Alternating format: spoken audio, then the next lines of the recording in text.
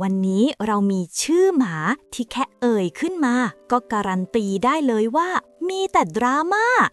คำว่าพิทบูกับบูลลี่ฟังดูดุฟังดูแรงจนหลายคนขนลุกเลยใช่ไหมคะ ใช่ครับหลายคนได้ยินแล้วถึงกับขยับตัวหนีแต่จริงๆแล้วสองชื่อนี้ซ่อนเรื่องราวสุดลึกไว้ในประวัติศาสตร์จากสังเวียนเลือดในอังกฤษจนกลายมาเป็นหมานอนโซฟาในบ้านคนเอาละค่ะงั้นวันนี้เรามาค้นหากันว่าชื่อที่ฟังดูดุแบบนี้ทำไมถึงกลายเป็นชื่อที่คนทั้งโลกใช้เรียกหมาแสนรักได้ขอเริ่มที่คำว่าบูก่อนเลยค่ะฟังดูเหมือนอันธพาลแต่จริงๆไม่เกี่ยวเลยใช่ไหมคะไม่เกี่ยวเลยครับบูมาจากคำว่าบูเบติงกีฬายุคกลางของอังกฤษที่เอาหมามาสู้กับวัวกระทิงโอ้โหแค่ฟังก็รู้แล้วว่าไม่ใช่หมานั่งตากแน่ๆ ถูกต้องครับ สมัยนั้นหมาถูกฝึกให้กัดล็อกจมูกวัวให้แน่นที่สุด เลยต้องมีรูปร่างพิเศษ จมูกสั้น เชิดขึ้น หายใจได้ตอนกัด ใบหน้าย่นกันเลือดวัวไม่ให้เข้าตา ลำตัวเตี้ย บึกบึน ขากรรไกรทรงพลัง แปลว่าคำว่าบูในชื่อบุลด็อกหรือพิทบูมันไม่ได้หมายถึงนิสัยดุร้ายเลย แต่มันหมายถึงหน้าที่หมาที่ไว้สู้กับวัวนั่นเอง ใช่ครับ เป็นชื่อที่บอกงานของหมาเลย เหมือน retriever ที่แปลว่าคาบของ หรือ pointer ที่แปลว่าชี้เป้า ทีนี้พออังกฤษออกกฎหมายห้ามทารุณสัตว์ปี 1835 กีฬาบูเบตติ้งก็กลายเป็นสิ่งผิดกฎหมาย แต่ความต้องการดูหมาสู้กันยังไม่จบ คนเลยย้ายสนามลงใต้ดิน กลายเป็นการกัดสุนัข dog fighting และแข่งจับหนู ratting สนามใต้ดินนั้นเรียกว่าพิทแปลว่าหลุม และนั่นคือที่มาของชื่อพิทบูหมาที่สู้ในหลุม ฟังดูโหดแต่มีเหตุผลเลยค่ะ พิษมาจากหลุม บูมาจากวัว รวมกันกลายเป็นพิษบู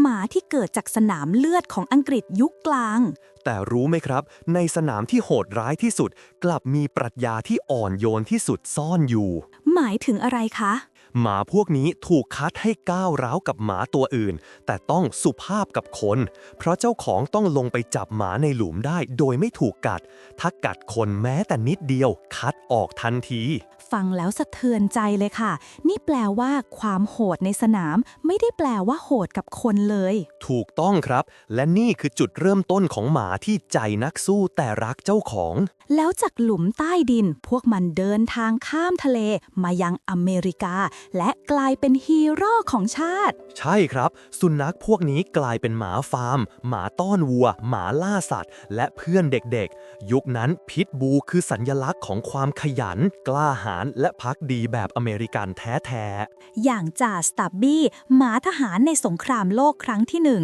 เขาเตือนภัยแก๊สพิษช่วยทหารบาดเจ็บ และเคยจับสายรับเยอรมันได้จริง ใช่ครับ ได้เลื่อนยศเป็นจ่าด้วยนะ อีกตัวคือพีตี้หมาตาวงแหวนจากซีรีส์ Our Gang จนยุคนั้นเขาถูกเรียกว่าหมาพี่เลี้ยงเด็กหรือ Nanny Dog เลย จากนักสู้ใต้ดินสู่สัญลักษณ์ของครอบครัว ใครจะเชื่อว่าพิทบูเคยอยู่บนโปสเตอร์โฆษณาชวนรบของอเมริกา แต่แล้วยุคทองก็พังลงในยุค 1980 สื่อมวลชนตีตรา นิตยสารไทม์พาดหัว Pitbull Friend and Killer หรือ Sports Illustrated พาดว่า Beware of this dog กลายเป็นภาพจำหมานักฆ่า จากนั้นก็เกิดกฎหมายแบนสายพันธุ์หรือ Breed Specific Legislation BSL หลายประเทศห้ามเลี้ยงพิทบูเลยครับ ที่แย่กว่าคือ ใครเห็นหมาหน้ากลมขนสั้น ก็เรียกรวมว่าพิทบูหมด ทั้งที่บางตัวยังไม่ใช่พันธุ์นั้นเลย ภาพลักษณ์จากฮีโร่กลายเป็นจำเลยของสังคม ทั้งที่ตัวหมาไม่ได้เปลี่ยนเลย คนต่างหากที่เปลี่ยน แต่เรื่องนี้ยังไม่จบนะคะ เพราะจากวิกฤตนั้นเองทำให้เกิดสายพันธุ์ใหม่ ถูกต้องครับ อเมริกันบิลลี่คือหมาที่ถูกสร้างขึ้นในยุค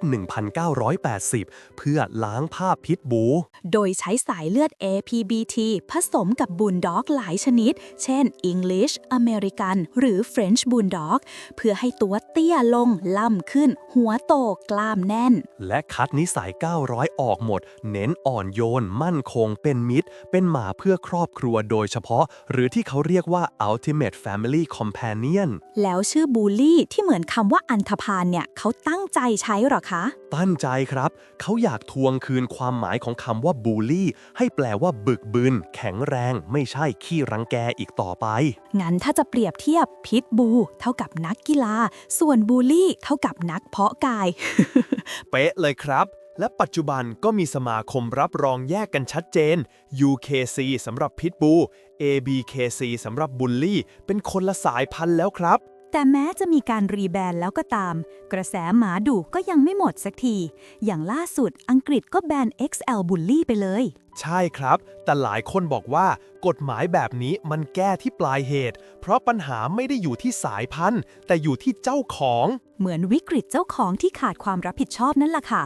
บางคนเลี้ยงเพราะอยากเท่อยากโชว์พลัง ไม่ได้ทำความเข้าใจธรรมชาติหมาเลย หรือช่วงหมาโควิดที่หลายคนซื้อมาช่วงล็อกดาวน์แต่ไม่พาเข้าสังคม โตมามีปัญหาพฤติกรรม เพราะพลาดช่วงเวลาทองของการเข้าสังคม สุดท้ายเลยเกิดวงจรเดิม แบนพันธุ์นี้ แล้วคนก็ไปเลี้ยงพันธุ์อื่นที่ดูดุแทน เช่นเคนคอโซ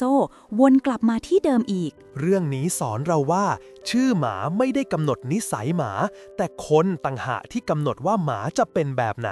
ชื่อพิทบูหรือบูลลี่ มันคือภาชนะว่างเปล่า ที่มนุษย์เติมความหมายลงไป บางยุคคือฮีโร่บางยุคคือปีศาจทั้งหมดสะท้อนสังคมของเราเอง และไม่ว่าสุนัขจะมีสายเลือดมาจากไหน